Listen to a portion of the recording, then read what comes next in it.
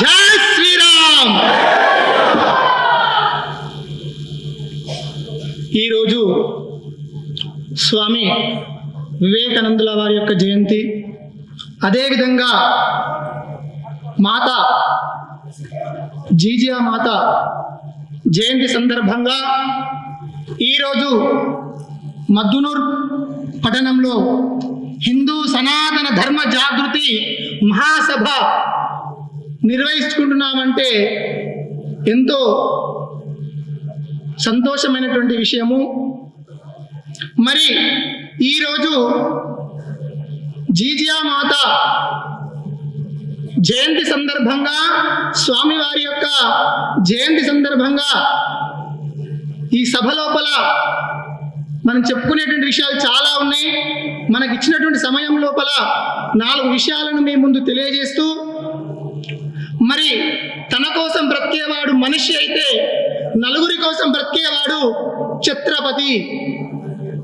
చూడండి, తన కోసం బ్రతికేవాడు మనిషి అయితే నలుగురి కోసం బ్రతికేవాడు ఛత్రపతి. ఆ ఛత్రపతిని కన్న తల్లి ఎవరు అంటే జీజియా మాత.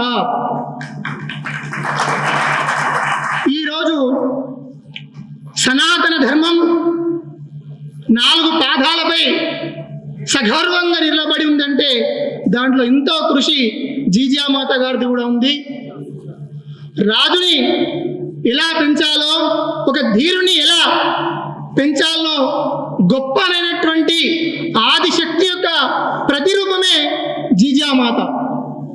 ఆ జీజియా మాత 1598 జనవరి 12వ రోజున జన్మించడం జరిగింది. అంత గొప్పనైనటువంటి మాత ఈ భారతదేశంలో పుట్టి ఉందంటే మనం ఎంతో గర్వపడాలి.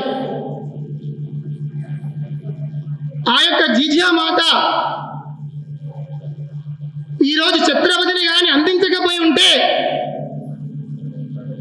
సంభాజీ మహారాజు ఇంకా మనకు అందించకపోయి ఉంటే, సాహు మహారాజును కూడా అందించకపోయి ఉంటే ఈ రోజు మన పరిస్థితి ఎలా ఉండేదో ఒక్కసారి మనం అర్థం చేసుకోవాలి. మన హిందూ స్త్రీ ఎలా ఉండాలంటే ఒక్కసారి జీజియా మాతను మనం తెలియజేసుకోవాలి. మన కట్టు, మన బొట్టు, మన ఆచారము, మన విచారము, మన సంప్రదాయము ఎలా ఉండాలో ఒక్కసారి జీజియా మాతను చూసుకోవాలి. ఆదిశక్తికి ప్రతిరూపం మన జీజియా మాత. కాబట్టి ఆ జీజియా మాత యొక్క జన్మదిన సందర్భంగా ఈరోజు ఆమె గురించి 4 విషయాలను మనం తెలియజేస్తూ, ఆమె యొక్క బాల్యం లోపలనే అందరినీ కోల్పోయింది. తన యొక్క భర్త సహాజీ భోన్స్లే, తండ్రి లకూచి, అదేవిధంగా ఆ రోజు నిజాం కాలం లోపల సర్వం భర్తను, తన యొక్క 8 మంది సంతానమైతే 7 సంతానాన్ని కూడా ఉరి కొయ్యలకెక్కినటువంటి సమయం అది. అక్కడ భర్త వదిలేసి వెళ్ళిపోయాడు కర్ణాటక ప్రాంతానికి. ఇక్కడ తండ్రి మరణించడం జరిగింది. మొఘలుల పరిపాలన జరుగుతుంది. అప్పుడు ఆ సమయం లోపల ఎవ్వరు లేనటువంటి దిక్కు తోచని స్థితి లోపల ఈ జీజియా మాత తనకు తాను ధైర్యవంతురాలై అమ్మవారి యొక్క గొప్ప శక్తి తన లోపల దాచుకొని ఒక వీరపుత్రుని అన్నటువంటి గొప్ప మాత జీజియా మాత. ఎవరు ఆ గొప్ప వ్యక్తి అంటే ఛత్రపతి శివాజీ మహారాజ్. తన గురించి చెప్తేనే మన యొక్క రోమం నిలబడుతూ ఉంటుంది. అంత గొప్ప అయినటువంటి కుమారుని అన్నటువంటి జీజియా మాత ఎన్నో కష్టాలను ఓర్చుకొని చివరికి తన గర్భంలో ఉన్న సమయం లోపల కూడా శరీరం పైన ఎన్నో కత్తులను మోసి నేలపైన పడుకొని జీవనాన్ని సాగించింది. అలాంటి జీవనం లోపల వారు ఉన్నప్పుడు మనందరికీ కూడా స్వాతంత్రం కోసం మహారాష్ట్ర పరిపాలన లోపల హిందూ సామ్రాజ్యం కోసం ఆ తల్లి ఎంతగానో కష్టపడినటువంటి గొప్పనైనటువంటి మాత.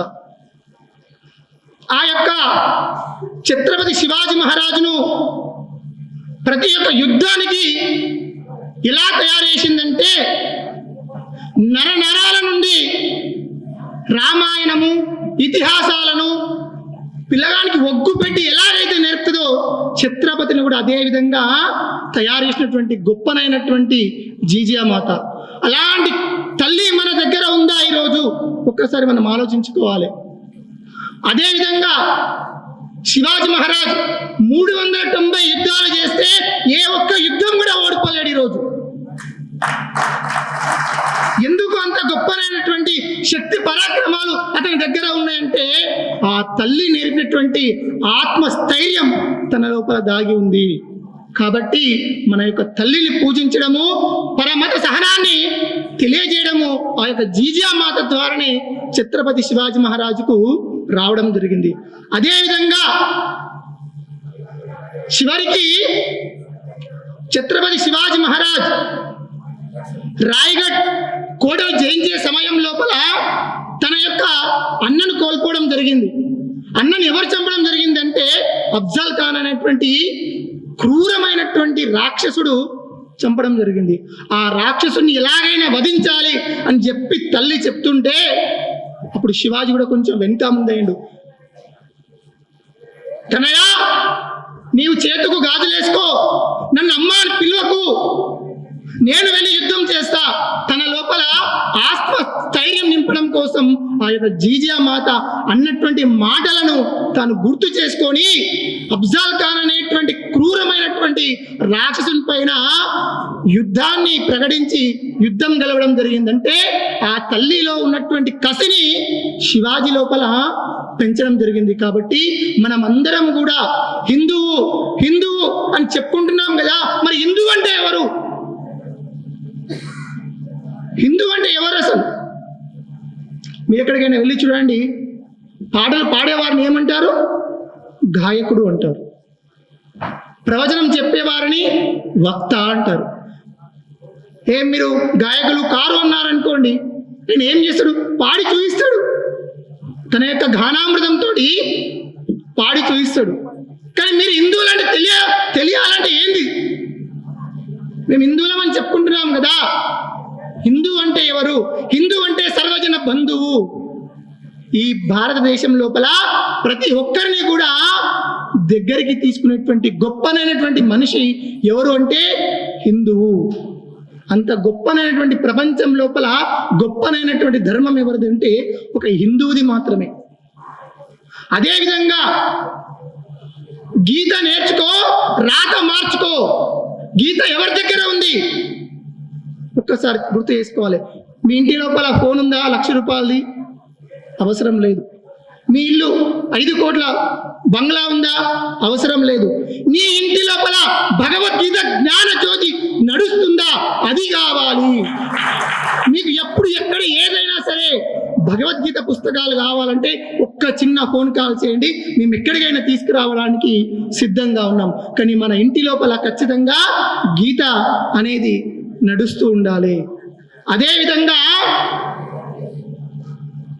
హిందూ అంటే ఎవరు? ప్రపంచ దేశం లోపల బట్ట కట్టుకోవడానికి చేతగాని రోజుల్లో కూడా బంగారు సింహాసనం పైన రాజ్యం వెళ్ళినటువంటి వ్యక్తులు నా హిందువులు. అంత గొప్పనైనటువంటి హిందూ బంధువులందరూ కూడా ఈ రోజు ఏమైపోతుర్రు, ఎక్కడ పోతుర్రు అని ఒక్కసారి మనం ఆలోచించుకోవాలి. ఏమవుతున్నది ఈ దేశం, కనుమరుగైనది సంస్కారం. ఏమవుతున్నది ఈ దేశం, కనుమరుగైనది సంస్కారం. రాముడు ఏలిన రాజ్యమిది, భరతుడు పాలించిన భారతం ఇది. రాముడు ఏలిన రాజ్యమిది, భరతుడు పాలించిన భారతం ఇది. ఏమవుతున్నది ఈ దేశం, కనుమరుగైనది సంస్కారం. మాతృదేవో భవ, పితృదేవో భవ, ఆచార్య దేవో భవ, అతిథి దేవో భవ అన్నది దేశం. ఏమవుతున్నది ఈ దేశం, కనుమరుగైనది సంస్కారం. ఆచారమే స్వర్గము, అనాచారమే నరకము. ఆచారమే స్వర్గము అనాచారమే నరకము సత్యమేవ జయతే సత్యమేవ జయతే అన్నది ఈ దేశం. ఏమవుతున్నది ఈ దేశం? కనుమరుగైనది సంస్కారం. చూడండి, ఏమవుతున్నది ఈ దేశం? కనుమరుగైతున్నది సంస్కారం. ఎక్కడ కనుమరుగైతుంది సంస్కారం? నీ ఇంటి లోపల స్త్రీ ఏ విధంగా ఉంది ఒకసారి ఆలోచించుకోవాలి. బొట్టు పెట్టుకుంటుందా? చేతు గాజులు వేసుకుంటుందా? కాళ్ళకు మట్టెలు ధరిస్తుందా? నల్ల పూసలు వేసుకుంటుందా? ఒక్కసారి ఆలోచించండి. మీకు కావాలంటే యూట్యూబ్ లోపల పంచమాంగళ్యం గురించి ఒక్కసారి కొట్టి చూడండి, స్త్రీ ఎలా ఉండాలో తెలుస్తుంది. అదేవిధంగా మరో విషయం ఏంటంటే, వివేకానందుల వారు చిన్న వయసు లోపల నిత్య విద్యార్థిగా ఉండేవారు. వారు విద్యార్థి సమయం లోపల వారి మాస్టర్ గారు ప్రతి ఒక్క విద్యార్థిని లేపి, నాయనా నువ్వేమవుతావని అడిగితే, ఒకైనా లాయర్ అవుతానని చెప్తున్నాడు, ఇంకొకైనా డాక్టర్ అవుతానని చెప్తున్నాడు, ఇంకొకైనా కలెక్టర్ అవుతానని చెప్తున్నారు. చివరికి ఈ వివేకానందుల వారిని అడిగితే తను ఏమైతానని చెప్పాడు తెలుసా? జట్కా బండి నడిపేవాడిని అవుతాను అని చెప్తున్నాడు. మేము పిచ్చోడివారా? మాస్టర్ చెప్తున్నాను, మేము పిచ్చోడివా? అందరు అది ఇది అవుతామంటున్నారు, నువ్వు జట్కా బండి నడిపేవాడు అవుతున్నావని అందరు అక్కడ హేళన చేస్తూ ఉంటే, ఇంటికి వచ్చిన తర్వాత చాలా బాధపడుతున్నాడు వివేకానందుల వారు. చాలా కుమిలిపోతున్నారు. తల్లి చూసి, నాయనా ఏమైంది బేట అంటే, అమ్మా నేను ఇలా జట్కా బండి నడిపేవాడిని అవుతానని చెప్పగానే నా క్లాస్ రూమ్లో ఉన్నటువంటి విద్యార్థులు, మా మాస్టర్ గారు నన్ను అవహేళన చేశారు, అందుకే బాధపడుతున్నాను నాయన, బాధపడుతున్నానమ్మా అని చెప్పడం జరిగింది. అయ్యో, ఇంత చిన్న విషయానికి నువ్వు బాధపడేదని చెప్పి ఆ వివేకానందుల వారిని పూజా మందిరంలోకి తీసుకెళ్ళి భగవద్గీత పుస్తకాన్ని చూయించి ఇక్కడ ఎవరు వినబడుతున్నారు అని అడిగితే 6 గుర్రాలను చేతిలో పట్టుకొని ధర్మాన్ని ఎలా నడిపాలో తెలియజేసినటువంటి వ్యక్తి శ్రీకృష్ణుడు కనబడుతున్నాడు. నువ్వు అలా కావాలి బిడ్డ అని చెప్పినటువంటి గొప్ప మాతృ మూర్తురాలు వివేకానందుల వారి యొక్క తల్లి. కాబట్టి ఈ యొక్క ప్రపంచానికి విగ్రహాన్ ధర్మ అంటే విగ్రహాన్ని పూజించాలని రాముడు ఉపదేశిస్తే, జ్ఞానాన్ని ప్రబోధించి ప్రపంచానికి జ్ఞాన భిక్ష పెట్టినటువంటి శ్రీకృష్ణుడంతటి వాడి నువ్వు కావాలని తల్లి గొప్పనైనటువంటి ఆశీర్వాదం ఇచ్చింది. కాబట్టి ఈరోజు మన తల్లిదండ్రులు మనకు ఆశీర్వాదం ఇస్తున్నారా? లేదు. బిడ్డ పక్కోడికి 550 మార్కులు వచ్చినాయి, నీకు 580 మార్కులు రావాలని కోరుకుంటుంది, కానీ జ్ఞానం ఇవ్వాలని ఏ తల్లైనా కోరుకుంటుందా? లేదు. తప్పు ఎక్కడ జరుగుతుందంటే, ముందుగా మొదటి దైవాలే తల్లిదండ్రులకే మన ధర్మ జ్ఞానం లేకపోతే నీ పిల్లలకు జ్ఞానం ఉంటుందా? నువ్వు గుడికి వెళ్తున్నావా? వెళ్ళేటప్పుడు నీ పిల్లల్ని తీసుకెళ్తున్నావా? నువ్వు భగవద్గీతను చదువుతున్నావా? ఆ జ్ఞానాన్ని నీ పిల్లలకు అందిస్తున్నావా? ఒక్కసారి మీరందరూ తెలియజేసుకొని ఇక్కడ చెప్పినట్టు విషయాలన్నింటినీ కూడా మీ మెదడులో పెట్టుకొని మీ పిల్లలని కూడా మంచిగా ఒక జీజామాతలాగా, పురుషునైతే రామునిలాగా, వివేకానందలాగా మీరందరూ తీర్చిదిద్దాలని కోరుతూ నాకు ఇచ్చినటువంటి సమయాన్ని గురుగారి యొక్క పాదార విందం ప్రబోధిస్తూ అందరికీ జై శ్రీరామ్, జై శ్రీరామ్, బోలో భారత్ మాతా की, बोलो भारत माता की, गो माता की, गो माता की, सत्य सनातन धर्म की, सत्य सनातन धर्म की, जय श्री राम।